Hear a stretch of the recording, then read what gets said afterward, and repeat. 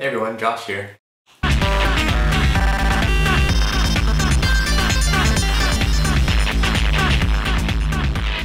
you're going to be spending any time in Japan this summer, it might be a good idea to try out some Nagashi Somen while you're there. The basic idea is that there's going to be a long bamboo trough, and the chef is going to pour down a bundle of noodles, and you have to catch those with your chopsticks.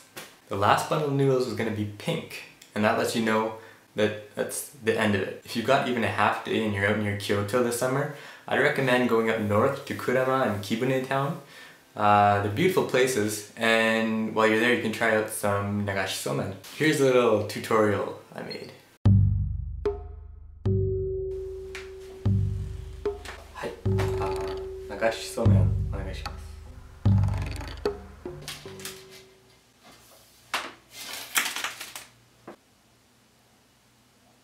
Hora, iku yo. Hai.